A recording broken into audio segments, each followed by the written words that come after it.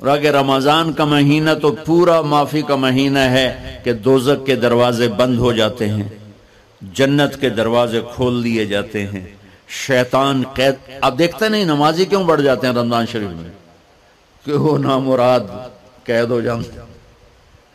تو کسی کو زنجیروں میں باندھا ہو وہ چل تو نہیں سکتا، چھوڑ دو زنجیریں تو چل پڑے گا. تو اللہ تعالی ہم سب کی حفاظت فرمائے، کوئی دعویٰ نہ کرے. لیکن جو تھوڑا سا غفلت میں ہوتا ہے تو ایمان کمزور ہوتا ہے، انہوں تو شیطان بن کے جامع نہیں دینے. جمعے جاواں گے، جمعے کئی جمعہ بھی نہیں پڑھتے، عید تے جاواں گے کوئی عید بھی نہیں پڑھتا. یہیں یہ ایک نگینہ سینما کے مالک نے بیان کروایا تھا اور اس نے بعد میں اس سینما کو گرا دیا. آج کل وہ کینیڈا میں ہوتا ہے.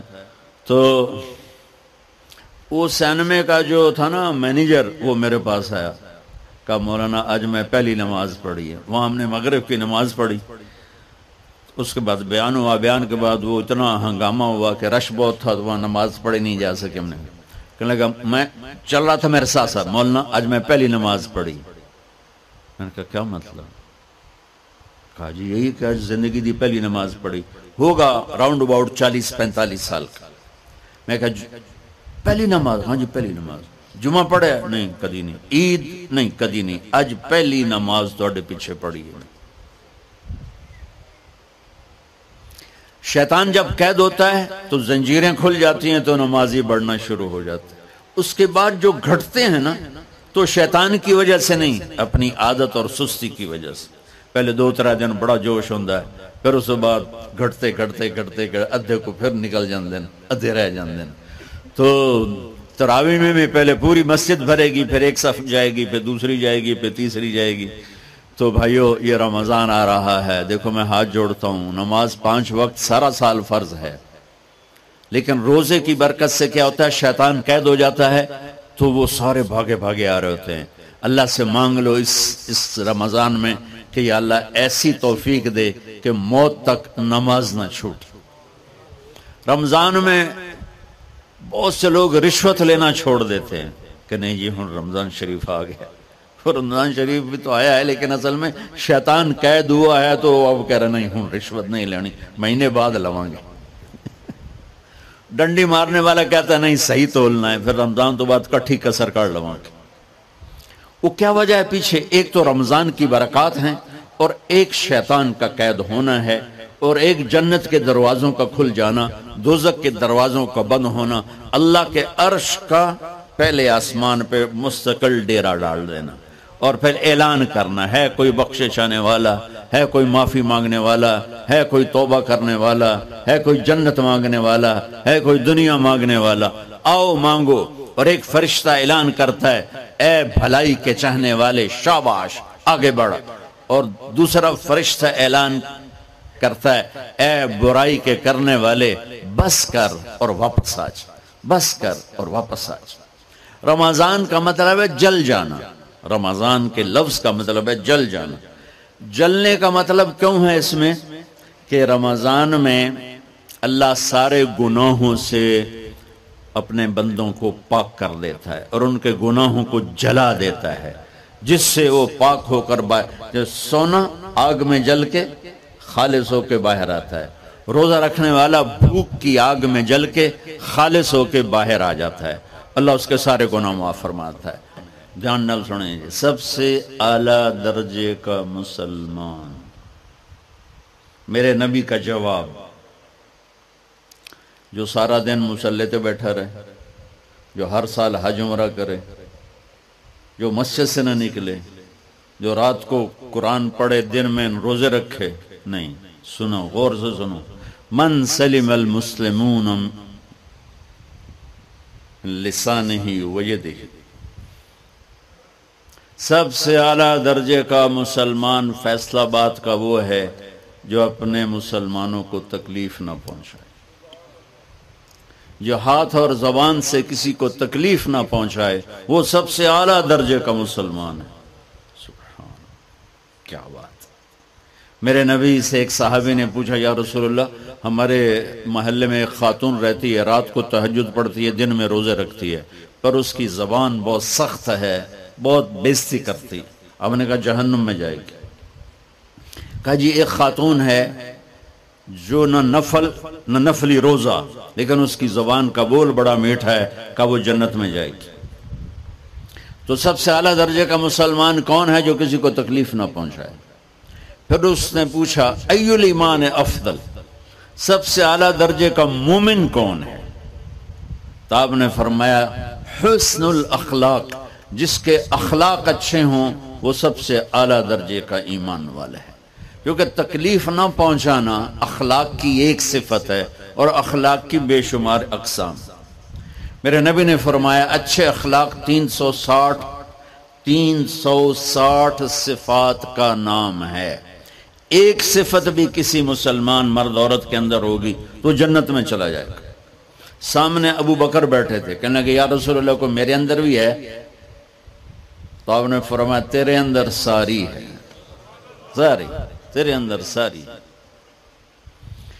تو ابتدا بھی بتا دی، انتہا بھی بتا دی. اور عبادت بھی مسلمان کو اخلاق تک پہنچاتی ہے. اب سنو قرآن سے، اللہ تعالیٰ انسان کسے کہتا ہے؟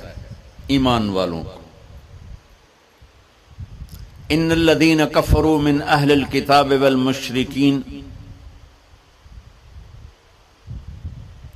فی نار جہنم خالدین فیہا اولئک ہم شر البریہ.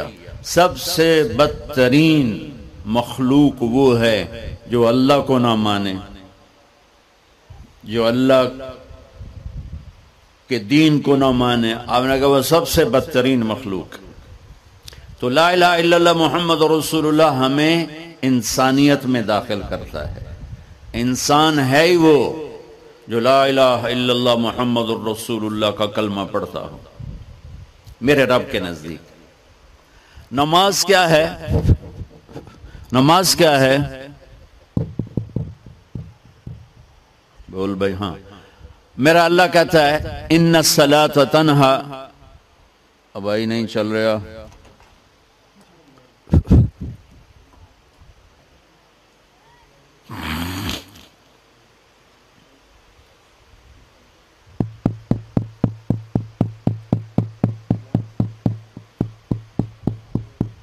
تھوڑی آواز ہے. نماز کیا ہے؟ ان الصلاۃ تنہا عن الفحشاء والمنکر. تم نماز پڑھو، یہ تمہیں بد اخلاقی سے بچائے گی اور یہ تمہیں گناہوں سے بچائے گی.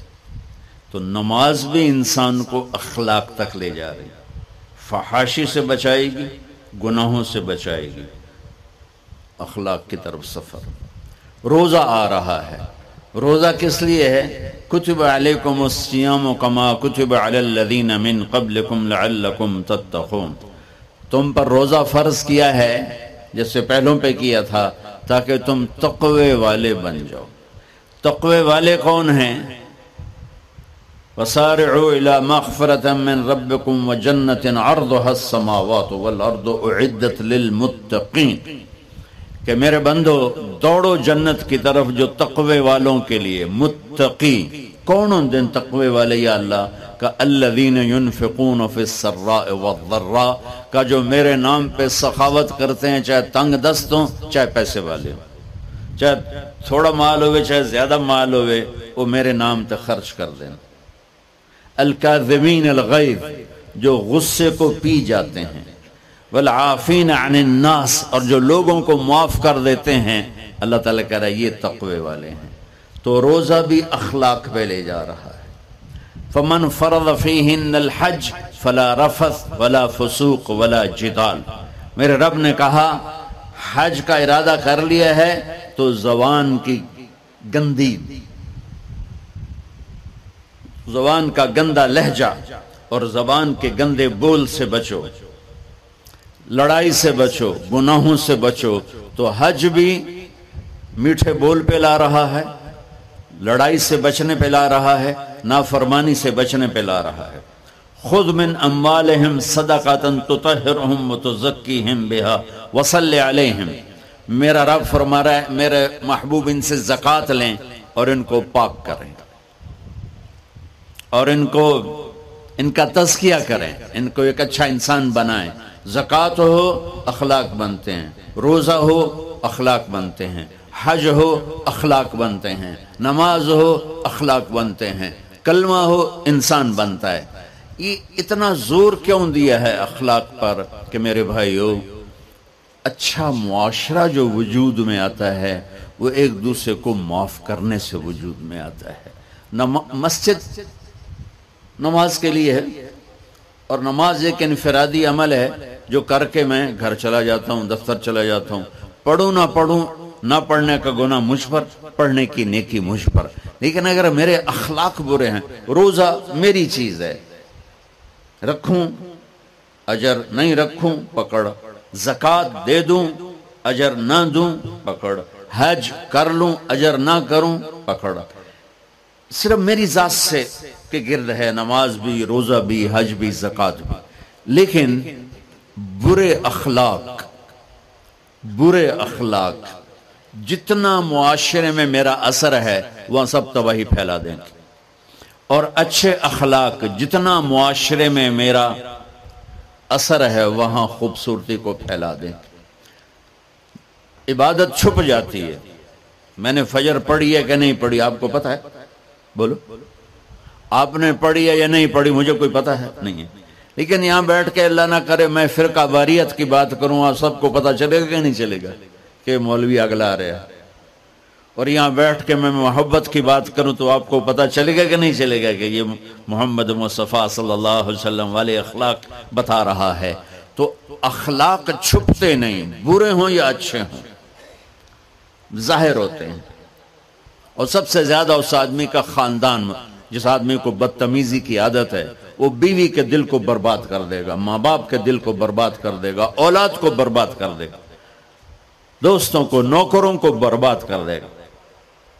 اس کے نوکر سامنے کہیں گے میاں صاحب، شیخ صاحب، سیڑ صاحب، خان صاحب، اتھے جا کے گالی کڈھن گے۔ اور جس کے اخلاق اچھے ہوتے ہیں وہ اپنے گھر کو خوبصورت بنا دیتا ہے، رشتوں کو خوبصورت بنا دیتا ہے، ملازموں کو خوبصورت بنا دیتا ہے، اپنے کاروبار کو، اپنی زندگی کو، ہر پہلو اس کا خوبصورت ہو جاتا ہے۔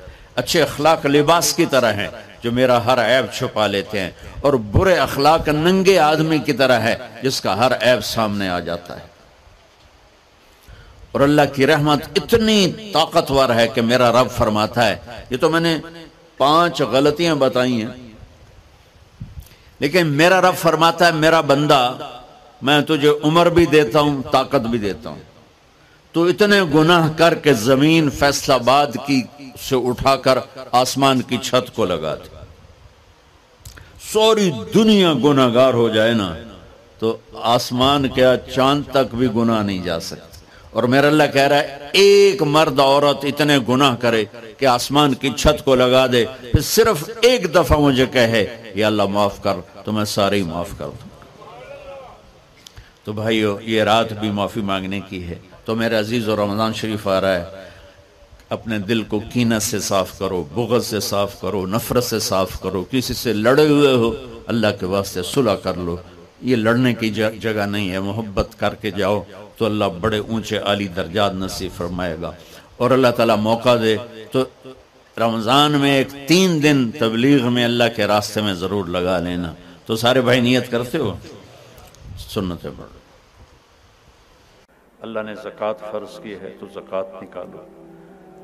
اب تو اتنے حالات ہیں کہ متوسط طبقہ بھی زکوٰۃ کا مستحق ہے، اپنے زکوٰۃ سے بڑھ کے نکالو، کیونکہ زکوٰۃ دینے والا بخیلوں سے تو نکل جاتا ہے لیکن سخیوں میں داخلہ اس سے اوپر کرے گا تو ہوتا ہے۔ 2,500 دے دیا نا 1 لاکھ میں سے تو باپ پہ بخیل کا لیبل نہیں لگے گا، لیکن سخی کا بھی نہیں لگے گا۔ اوپر 54 خرچ کر دو تو ایک سٹیپ آپ آ جائیں گے۔ سخی بن کے زندگی گزارو۔ لوگوں پہ خرچ کرنے کا مزہ بہت ہے، جوڑنے کے مزے سے زیادہ لگانے کا مزہ ہے۔ تو رمضان آ رہا ہے، خرچ کریں، زکوٰۃ سے بڑھ کر دیں، انتہائی ضرورت مند ہیں ہمارے لوگ۔